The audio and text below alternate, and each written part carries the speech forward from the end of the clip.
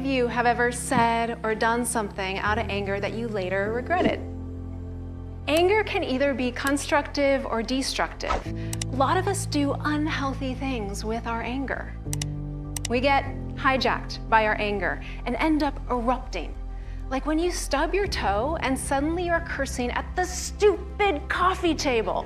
When we let anger drive the car, we can become aggressive, name-calling, blaming, or even violent.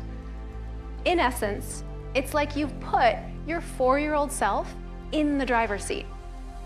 Dangerous. So how do we get the adult back in the driver's seat? How do we support the wise prefrontal cortex in reclaiming the steering wheel, but still allow anger to sit safely inside the car? Well, this is where mindfulness comes in.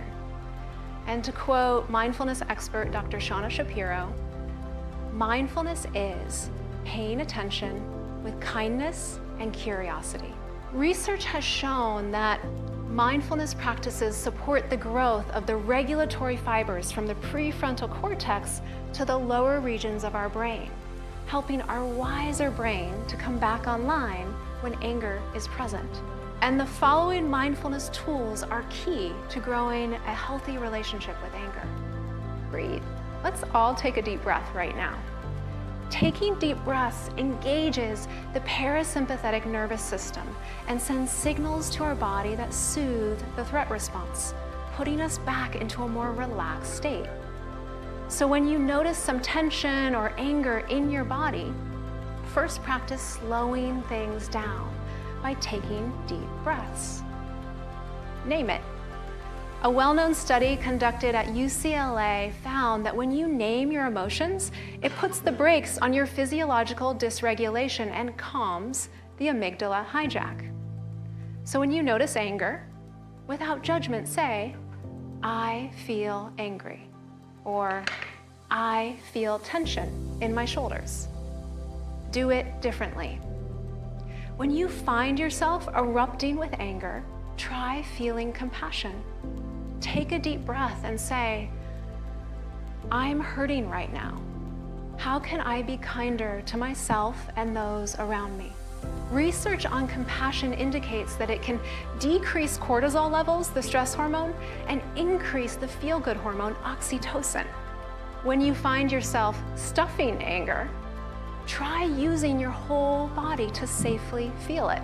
When you creatively embody anger, it can help you begin to resolve past traumas and support you in getting to know your boundaries.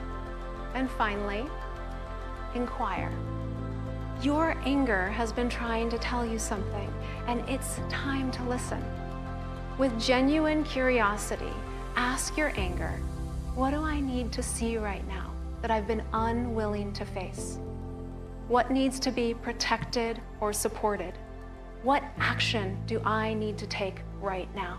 When more of us begin to see anger as an ally, not as a foe, we open to the many gifts this emotion offers us. When anger is our ally, we see this emotion as the flashing red warning light for the things that we or others are trespassing. Anger reveals our boundaries. When we begin to own anger in our body, we can start to thaw the parts of ourselves that have been locked and frozen in trauma. Anger heals trauma. And finally, anger urges us to come out of denial and see clearly. But we can't just stop there. Anger hangs around until we take action on what we see. Anger inspires action. With all the great challenges humans are going to continue to face, just imagine what it might look like if so many more of us were in healthy relationship with our anger, exercising our power wisely, and channeling this vital energy towards improving our lives and the world around us.